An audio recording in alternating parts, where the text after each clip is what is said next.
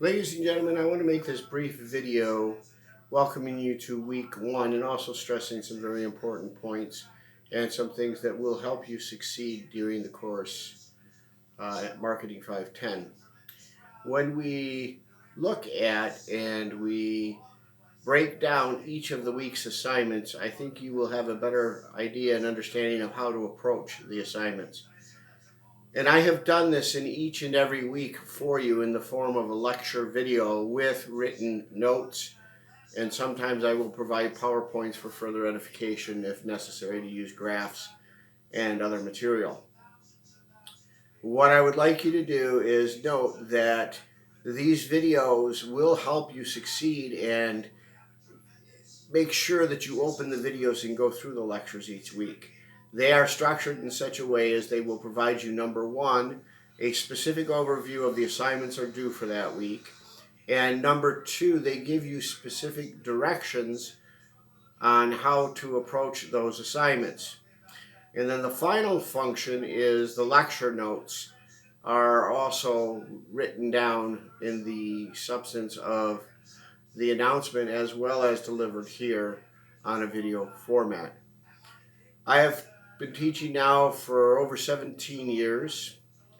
I would note that I am very much into analytics and following why students succeed and don't succeed. 10 years of my academic career, I served as a dean of a healthcare administration program, both master's and bachelor level.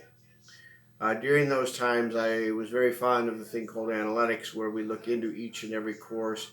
We look into who's accessing and what material they're accessing within the course, and do an analysis of, is there a direct correlation to the number of students that access the written and video and other materials provided in the unit and the grades posted for that particular course.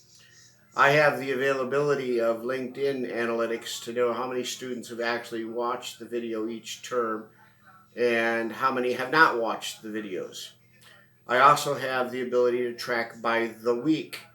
And if in the weeks where we see more students accessing the videos, we see a higher point average on the assignments, and if we see for those modules or terms where the students have accessed all of the videos during the term or the majority of the videos during the term, and the class GPA is higher for that particular term based on the use of an application of the material and skills learned in the videos, then we know the videos are a success.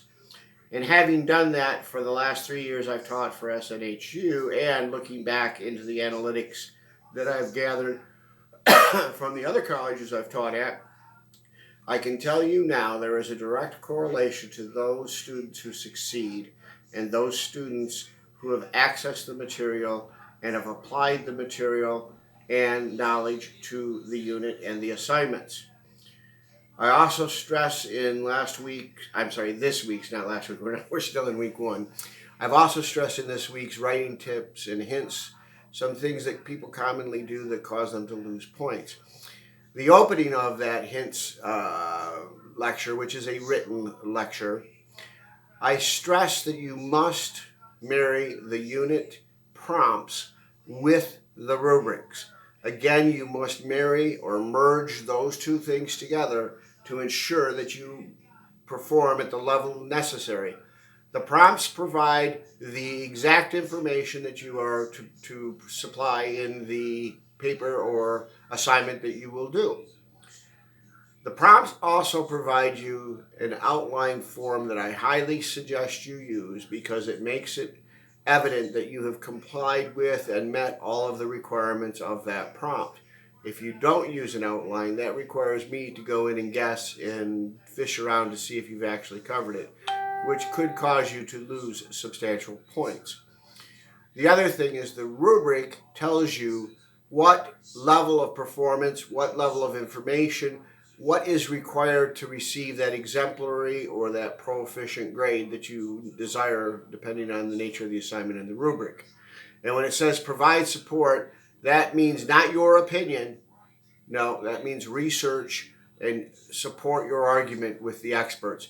And I also, in that lecture in week 1 of the Writing Tips lecture provides you specific language you will see in the prompts and break it down in plain language what it means.